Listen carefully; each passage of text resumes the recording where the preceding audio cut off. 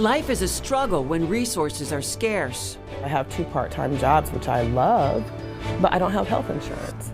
So, it is difficult, and you never want to be a burden to anyone. By the numbers, 13% of people in Nebraska live in poverty. In Iowa, it's 12%. But to look forward, you have to look back. Cities like Omaha historically created pockets of poverty, drawing lines deciding who could live where. The not nice version of it was really a system that the federal government put in place to keep immigrants and people of color where they wanted us to stay. Tonight, erasing those lines and changing the narrative about poverty in the heartland. From family collaboratives. Those labels that we've affixed on people who are struggling and who are living on poverty really are harmful. To Nebraska's First Lady. When you think about poverty, it really gets in the way of good parents being able to care for their kids that they love so much. See who's building bridges to a better life. You're the writer of your own future story. Your situation doesn't define you. How you deal with the situation defines you. It is a multifaceted topic with no easy fix. Thanks for joining us tonight for this Project Community Special, The Picture of Poverty. I'm Rob McCartney. And I'm Julie Cornell. The new marching orders in Nebraska and across the nation are focused on prevention when it comes to poverty and child welfare. According to TalkPoverty.org, Nebraska ranks 13th in the nation when it comes to poverty, Iowa 12th. Most of those living in poverty are children under the age of 6. A number worth noting, 79% of those served in child welfare live in poverty. Experts say it's simply about resources. When we're talking about poverty, we're not just talking about a number. We need to actually feel it. We need to see it. We need to be able to have an informed opinion about what poverty is. And Deborah Dancer says the numbers tell that story. The definition of poverty is lacking money. And it's really lacking resources as well. So for a family of 4, that amount would be $25,750. That's what they would make in a year. Just over 25 grand is poverty level in Nebraska for a family of 4. But a more telling number is minimum wage compared to the actual cost of basic needs. If we're starting to look at what it takes to compare that to the minimum wage of $9 an hour, to actually live, it would be $28.92 is what a family would need to sustain themselves. It means parents are working 2 or 3 jobs just to hit that number. When you're talking about families living on the fringes, they have to balance everything that every other parent has to balance, but they do it with little or meager means. Something as simple as job loss can push someone over the edge, and sometimes it's like dominoes, with each fragile piece of life leaning on the others. Well, today we meet a South Omaha advocate for others looking for stability herself. She's a vibrant voice in her church choir in South Omaha.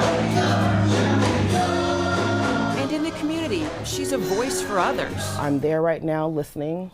There's a lot that I'm learning.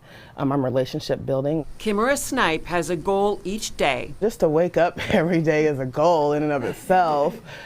I just want to make things happen. That's it. Just actually work. Just not just talk about something, actually do something about it. The South Omaha advocate knows who she is. I'm a connector by nature. She understands what young people need. What's your favorite thing about yourself? Like here at the Washington Branch Library in North Omaha. It's really just a safe place for these young people to, first of all, share stories of trauma. And the stories are very serious. The first time that we had this, I literally had to leave the room 2 times. She's a part-time youth specialist. We're going to use it as an opportunity also, though, to connect them to programs. I have 2 jobs, and one of them is with the public library. And I work with young people at the library on Ames Avenue. And a lot of times we talk about at and high risk, and I always say that my kids, because I call them my kids, I say they're beyond that. And the neighborhood that I live in would be a neighborhood where you're prone to that as well. And when she's not helping a young person fill out a job application or secure school supplies, she's an elected official. Any sort of elected position is an opportunity to serve. Representing South Omaha and the Omaha Public School Board. I want to just be somebody who's a resource for someone. I want to be able to help someone if they call me. Her other part-time job gets people involved in government and community. I work for Nebraska Civic Engagement Table, and everywhere I'm at within work, I'm surrounded by people who are supportive and engaging and inclusive, and just not only that, but they teach you as well and support you and help you to build on your talents. At night, she's at various board meetings as president of the South Omaha Neighborhood Alliance. This mom of a teenage son is 18 credits short of a college degree, and by all accounts, successful. But a dark financial cloud hangs over Kimera. 5 years ago, her life unraveled. I got sick, I had a cold, and the virus basically attacked my heart. I had heart and kidney failure. They say you code or die a couple of times. They had me on this machine called an ECMO machine, which is kind of just like last resort.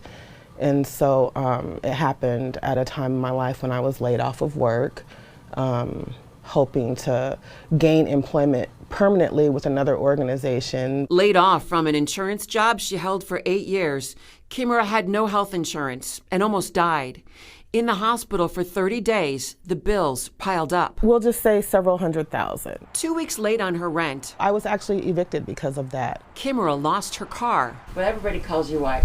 Grandma. Not related by blood. They said that she had passed away twice, and they brought her back. Her neighbor, who she calls Grandma Laverne Harris, was Kimera's safety net. The family, we discussed it, and I said, well, we're going to bring her here to the house. And and that's what we did. Just a lot of love here. It's like family here. Still, Kimera says the debt is always with her, like a shadow. Heck yeah, it's very difficult having bills looming over you. It's stressful.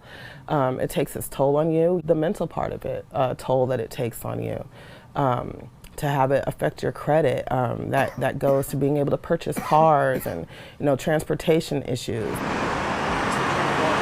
She takes the number 24 bus from South Omaha to North. Omaha, as far as public transportation goes, ranks pretty low. It can take you an hour to get to work, and that's if the bus shows up on time and assuming nothing happens like it breaking down. And life is far from carefree. But here's the thing, it's not just me. There are a lot of people who deal with that all the time. And so I don't stand out. I'm not special. It doesn't make me more important. If anything, I guess I just stand to be a testament for people. She says her story's not a pity party. Living on the edge of opportunity is a constant struggle. There are a lot of people out here who work hard every day. I think sometimes a picture gets painted that people who need these types of services may live a certain type of way. She wants others to know she's working hard for other families. I'm trying to stay here because, South Omaha needs advocacy. Southside Terrace, one of the few housing projects in Omaha, is set to be torn down.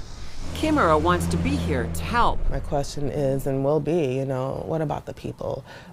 Can we get people on pathways to home ownership? Can we teach them about taking care of their finances? Can we show them how to take care of their home if they have a home? Advocating and asking the same questions for herself. I want people to know that we all go through it. We definitely all go through it. Some of us worse than others, but that does not mean that your situation defines you.